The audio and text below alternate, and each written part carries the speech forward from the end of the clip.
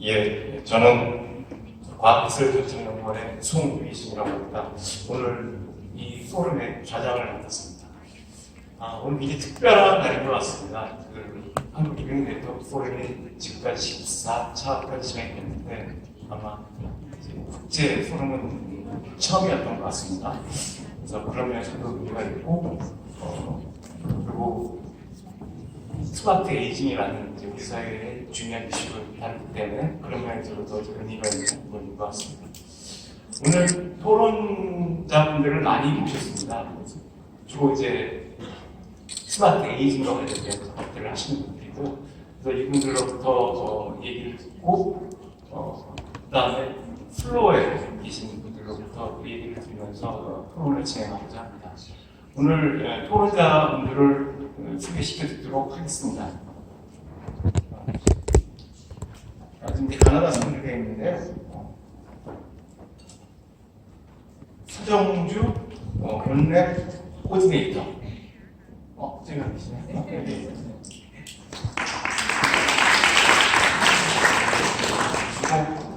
오유미 건강증진개발원 정책개발실장님. 그리고 이보현 주식회사 MUBG 대표님, 그리고 이행신 한국보건산업진흥원 라이프케어 산업팀장님, 그리고 정민원 과학기술정보통신부 과학기술정책조정과장님,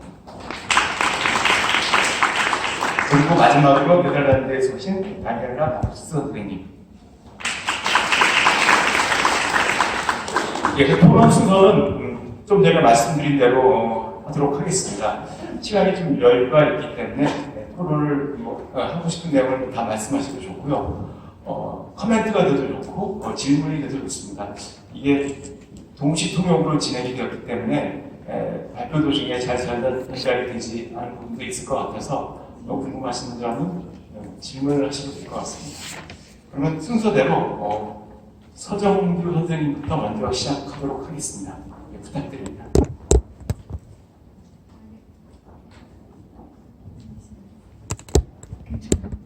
안녕하세요.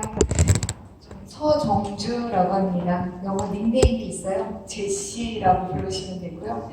오늘은 저는 원래 기업에서 일하고 있는데 온랩이라고 암생존자 리빙랩, Cancer Survivors Living Lab 코디네이터로 활동하고 있습니다. 코디네이터로 발표하도록 하겠습니다. 세계는 고령사회를 맞아 능동적으로 대비하고 있습니다.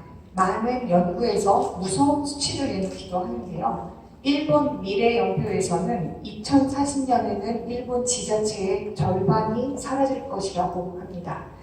최근에 한국 상주에서 공무원들이 인구 10만 명 군대에 검은색 상복을 입고 근무하는 사진을 보았습니다. 일본이나 한국이나 곧 가까이 다가올 미래라는 것을 직감할 수 있었습니다.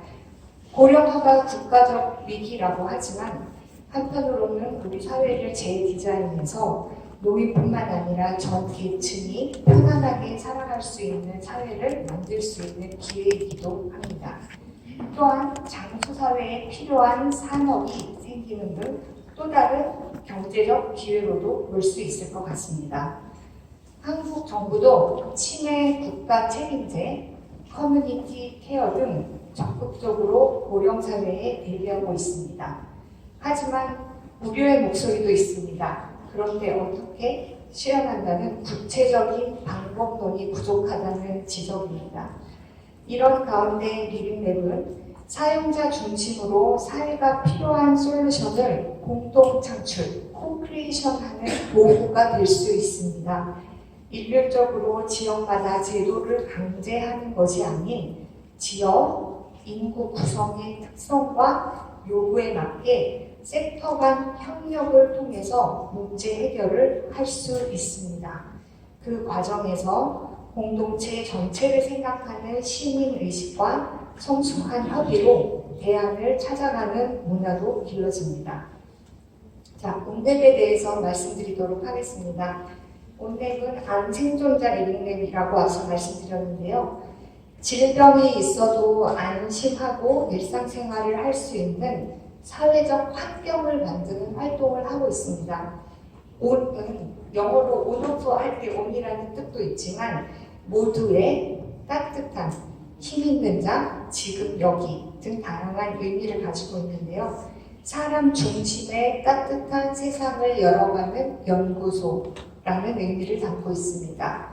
암 경험자 당사자들을 중심으로 디자이너, 사회적 협동조합, 암협회, 암연구자, 헬스케어, ICT 기업, 변호사, 디지털 사회혁신 전문가, 심리치료사, 환자 단체 리더 등 다양한 영역의 활동가로 구성되어 있습니다. 저는 에자이에서 지금 한 20년 가까이 근무를 했는데요. 아시는 분도 계시겠지만 일본의 노나카 이쿠지로라는 교수님이 발표한 지식창조 이론이라고 있습니다. 날리지 크리에이션 티어리라고 하는데요. 그 이론의 새끼 모델을 바탕으로 한 환자 공감 활동을 지속해 왔습니다.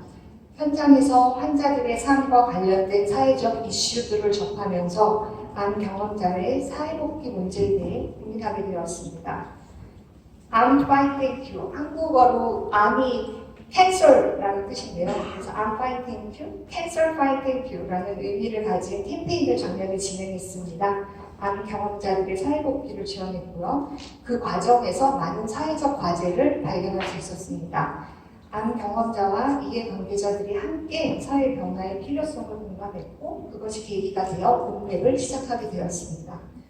온랩 활동은 장기적으로는 암 경험자의 일상 복귀, 사회 복귀를 위한 사회 개선 활동을 하고 있습니다.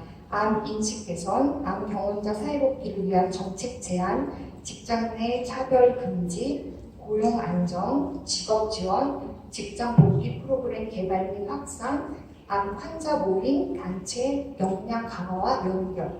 현재 각 기관에서 진행되고 있는 활동들을 연결해서 집단적 임팩트, 컬렉티브 임팩트를 만들어내고 있습니다. 온랩이 플랫폼이 돼서 지속적으로 과제를 발굴하고 솔루션을 코크리에이션하고자 합니다.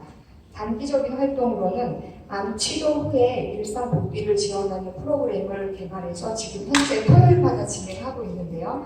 당장 할 수 있는 것을 조금씩이라도 해보자 라는 생각에 비긴 어게인이라는 프로그램을 개발했습니다.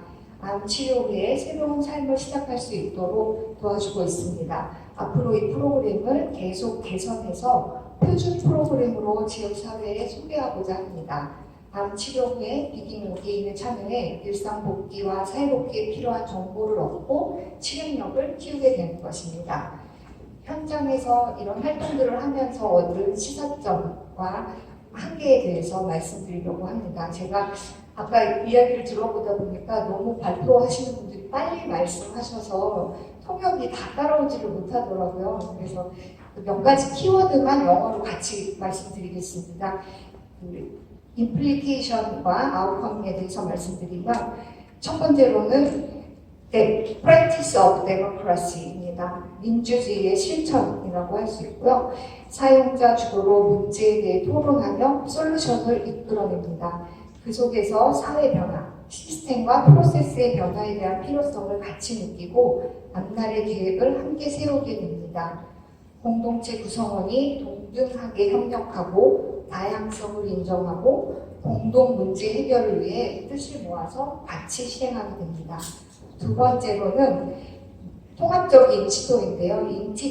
Integrated Approach for Creating Solution이라고 볼 수 있습니다. 솔루션 창출에 대한 다양하고 통합적인 시도가 가능합니다. 한 자리에서 해당 분야의 전문가들과 활동가가 같이 논의하면서 각각 보유하고 있는 기술, 전문성과 자원을 최대한 나누고 긍정적인 효과를 만들어갑니다. 이때 협력의 힘이 많이 되어 집단적 실행력이 보양됩니다. 세 번째로는 Human Growth라고 표현하겠습니다. 사용자 성장인데요. 리빙랩 과정에서 사용자가 성장해 사회혁신 활동가로 거듭나는 것을 발견할 수 있었습니다. 사용자가 주도하는 공동 창출, 실험, 평가, 솔루션의 재디자인 등을 반복하며 함께 창조자가 되어 성장해 가는 것을 경험할 수 있었습니다. 그럼 이제 챌린지와 앞으로의 과제에 대해서 말씀드리겠습니다. 퍼포먼스 샘플 컬처가 큰 챌린지로 다가왔습니다. 첫 번째로 한국의 경제, 기술 발전, 성과 중심 문화는 리빙랩 추진에 장애가 되었습니다. 특히 전문가 중심 사고, 변화를 거부하는 조직 문화 등은 사용자가 민주적으로 혁신을 주도하기 어렵게 만드는 환경이었습니다.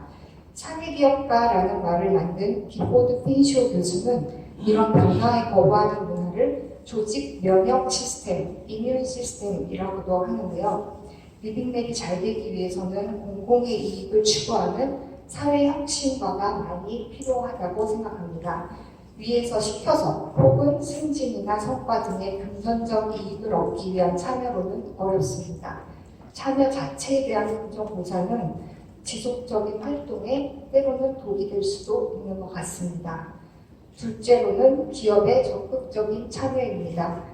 Active Participation of Business가 중요합니다. 지속 가능한 사회로 바뀌는데 기업의 참여는 꼭 필요한 것 같습니다. 기업이 보유하고 있는 자원, 기술력 등으로 사회에 미치는 영향력은 무척 큽니다.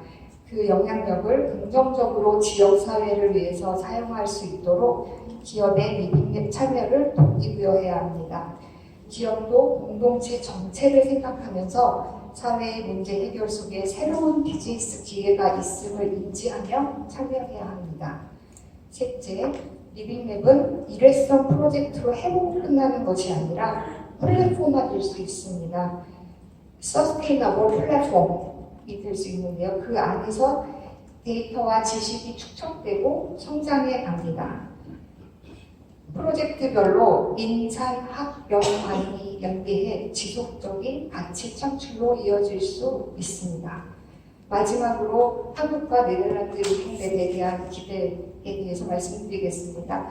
저는 네덜란드에 대해서 자료에서만 봤고 리빙랩 이야기를 들으면서 가슴이 뛰는 순간이 여러 번 있었습니다. 그런데 저한테 네덜란드는 리빙랩의 성지와 같은데요. 한국과 네덜란드가 이렇게 전략적 파트너십을 맺게 돼서 매우 기쁘게 생각합니다. 앞으로 지속적인 만남을 통해 서로 인사이트를 얻어서 한국에서는 한국형 리빙랩을 만드는 데 큰 도움을 얻기를 바랍니다. 또한 두 국가 간의 협력을 통해 트랜스내셔널 리빙랩이 생겨서 공동 창출한 솔루션을 유럽과 아시아로 확산할 수 있기를 기대합니다. 이상 마치겠습니다. 감사합니다. 서정훈 선생님은 현재 한국 HI에서 인사부장을 맡고 계십니다. 네, 저런 내용을 직원들한테 강의를 하고 계세요. 네, 안 먹히겠죠? 어쨌든 리빙랩이 한국 사회의 큰 변화를 이끌어내고 있습니다. 한국 사회는 한국 분들은 잘 아시겠지만 수직적인 측면이 강하고 굉장히 경쟁적입니다. 그런 가운데에서 리빙랩이 지향하고 있는 협력과 연대는 리빙랩을 통해서 특정한 기술이나 제품을 만들어내는 것뿐만이 아니라 새로운 관계를 만들어내는 측면도 있습니다. 그래서 일종의 사회운동적인 모습을 지니고 있습니다. 그래서 오늘 모신 분들도 그런 활동들을 하고 계신 분들이라 의미가 있는 것 같습니다. 예, 다음에는 오유미 건강증진개발원 실장님 토론 부탁드립니다. 네, 안녕하세요. 방금 소개받은 한국건강증진개발원 정책개발실장 오유미입니다. 오늘 사실 스마트 에이징 그 리빙랩 토론을 부탁을 받았을 때 무슨 얘기를 어떻게 해야 될까 고민도 했고, 사실 개념을 저희가 이용하고는 있으나 직접적으로 이런 단어를 써서 뭔가 사업을 한다거나 그러고 있지는 않습니다. 그래서 이 토론을 받으면서 이런저런 고민을 했고요. 오늘 스마트 에이징 리빙랩 관련해서 또 한국 또 네덜란드의 다양한 도입 사례와 또 방향을 좀 들었는데요. 이를 기반으로 우리가 지금 현재 우리원에서 하고 있는 건강증진 정책, 사업에 대한 방향을 토론하고자 합니다. 먼저 정책과 같은 경우에는 앞서 많이 말씀하신 대로 우리나라는 고령화를 접어들고 있고 또 의료비 지출은 늘어나고 있습니다. 수치는 말씀드리지 않아도 앞서 많이 말씀하셨으니까 심각한 상황인 것은 모두 아실 것입니다. 그래서 정부에서는 고령사회 대비 건강하고 품위 있는 노후생활 보장이라든가 아니면 건강보험 보장성 강화 및 예방중심 건강관리 지원 등을 제시해서 이것들을 국정과제로 풀어내는 작업을 하고 있습니다. 특히 스마트 에이징 같은 경우는 우리 정책에서 직접적으로 쓰이진 않지만 개념상에서 보면 이미 고려하고 있습니다. 이 건강증진 정책에서 가장 크고 중요한 중장기 정책이 헬스 플랜 2020에서 국민건강증진 종합계획이라고 있습니다. 여기에서 촉발 목표는 건강수명 연장인데요. 다들 아시다시피 건강수명은 단순히 얼마나 오래 살았느냐가 아니라 실제로 활동을 하면서 건강하게 산 기간이 어느 정도인지를 나타내는 지표입니다. 그렇기 때문에 우리가 지향하는 바는 기대 수명과 건강 수명의 갭을 줄이는 것, 그러니까 건강하게 오래 사는 것, 이러한 것은 결국에 스마트 에이징의 개념과 일맥상통한다고 볼 수 있을 것 같습니다. 우리나라의 경우에는 기대 수명이 한 82세 정도 되고요. 건강 수명은 한 73세 정도 되니까 8년 정도의 차이가 있고요. 그렇다면 우리나라의 지금 국민들은 8년 정도는 아프게 살아간다는 건데요. 그렇기 때문에 이런 스마트 에이징 또 이런 리빙랩을 통해서 전체적인 정책과 사업을 반영해야 될 필요가 있다고 생각합니다. 사업 면에서 보면 현재 이제 국정과제도 있고 현재 정부에서는 커뮤니티 케어를 통해서 살던 지역 사회에서 태어나서 또 노후까지 지내고 사망하는 것을 목적으로 하고 있습니다. 이때 필요한 것은 결국에 이 지역사회 주민들이 편하게 살아갈 수 있도록 여러 가지 그 주민들의 의견을 받고 또 주민의 편의를 반영한 것이라고 할 수 있겠습니다. 또한 우리 원에서 하고 있는 건강증진 사업도 비슷한 개념을 가지고 있는데요. 예전에는 건강증진 사업을 할 때 아까 앞서 저장님이 말씀해 주신 대로 수직적이고 단편적으로 사업이 수행됐었습니다. 금연, 영양, 절주, 아니면 노인, 어린이 이렇게 다 나눠져서 예산과 사업이 추진되었었는데요. 이제 13년부터는 통합 건강증진 사업이라고 해서 예산을 그 지자체에 한꺼번에 내려주고 이 지자체에서 건강 문제를 검토하여 실제 지역사회에서 필요한 사업들을 건강증진을 펼치게 할 수 있습니다. 근데 아직도 현재는 중앙정부에서 프로그램을 개발하거나 아니면 연구를 통해서 시범 사업을 통해서 검증된 사업들을 내리는 형태로 진행을 하고 있습니다. 그렇지만 만약에 이제